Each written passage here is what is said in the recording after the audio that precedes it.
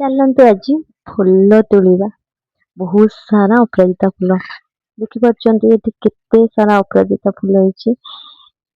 ଆମ ଅନରଙ୍କ ଗଛ ମାନେ ତାଙ୍କ ଗାର୍ଡେନରେ ସବୁଆଡେ ଦେଖିବେ ଅପରାଜିତା ଗଛ ଲାଗିଥିବ।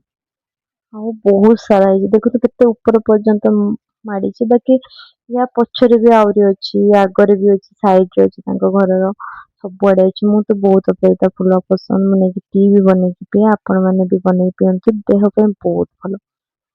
ଆଉ ମୁଁ ଟିକେ ଆଜି ପୁଣି ସବୁ କାମ ସରିଲା ପରେ ୟୋଗା କରିଦେଲି। ୟୋଗା ତ ମୁଁ ସବୁବେଳେ କରେ।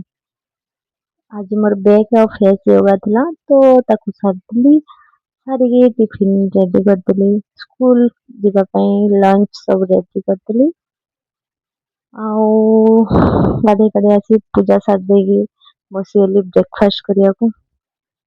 ବ୍ରେକଫାଷ୍ଟରେ ମୋର ଥିଲା ଆଜି ବେସନ ଥିଲା, ଯୋଉଟା କି ସବୁ ପ୍ରକାର ମୋ ପାଖରେ ଯାହା ଆଭେଲେବୁଲ ଥିଲା ଭେଜିଟେବୁଲ ମୁଁ ପକେଇକି ତାକୁ ବେସନରେ ଗୋଳେଇକି ପିଠା ଟାଇପର କରନ୍ତି। ଆପଣ ମାନେ ତ ଯାହାବି ଆପଣ ପସନ୍ଦର ସେ ଭେଜିଟେବୁଲ ୟୁଜ କରିକି କରିପାରିବେ, କିନ୍ତୁ ଥରେ ବନାନ୍ତୁ, ବହୁତ ଟେଷ୍ଟି ଲାଗେ, ଜାଣିପାରିବେ। ତା ସହିତ ମୋର ଡ୍ରାଇ ଫ୍ରୁଟ୍ସ ଥିଲା, କାଜୁ, କିସମିସ ଆଉ ଆଲମଣ୍ଡ, ତା ସହିତ ପମ୍ପକିନ୍ ସିଡ୍ସ ଅଳ୍ପ। ତ ତାକୁ ସବୁ ଭଲସେ ଖାଇଦେଲି ପେଟ ପୁରା। ତାପରେ ସ୍କୁଲ ପଳେଇ ଯାଇଥିଲି। ସ୍କୁଲ ଆସିଲା ପରେ ଗୋଟେ ପିଜୁଳି ଦେଖିଲି ଆମ ରୁମ ପାଖରେ ପିଜୁଳି ଗଛରେ। ପିଜୁଳି ଟା ତୋଳି ଆଣିଲି, ବାକି ସବୁ ଛୋଟ ଛୋଟ ଥିଲା, ବେଶୀ ବଡ ନଥିଲା। ତ ମୁଁ ଗୋଟେ ହିଁ ପାଇଲି ଖୋଜି ଖୋଜିକା, ମାନେ ଖାଇଦେଲି। ବହୁତ ଟେଷ୍ଟି ବି ଥିଲା।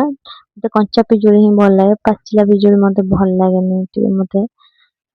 ତାପରେ ପିଜୁଳି ଖାଇ ସାରିଲା ପରେ ସ୍କୁଲ କାମ ଟିକେ କରିଦେଲି ବସି ସନ୍ଧ୍ୟାରେ, ସନ୍ଧ୍ୟା ଦେଇଥିଲି। ତାପରେ ଚିକେନ ବେସର ଆଜି ମୁଁ ବନେଇଥିଲି। ଚିକେନ ବେସର, ଭାତ, ଭେଣ୍ଡି ଆଳୁ ଭଜା ମିଶିକି ଖାଇଲି। ମ୍ୟାଡାମ ଘରକୁ ଯାଇଥିଲି ତ ତାଙ୍କର ମିଶିକି ଖାଇଲୁ ସବୁ। ଆଉ ଚିକେନ ବେସର ରେସିପି କାହାକୁ ଦରକାର ମତେ କହିଲେ ମୁଁ ଦେଇଦେବି। ଭିଡିଓଟି ଭଲ ଲାଗିଲେ ଲାଇକ୍, ସେୟାର, ସବସ୍କ୍ରାଇବ କରିଦେବେ।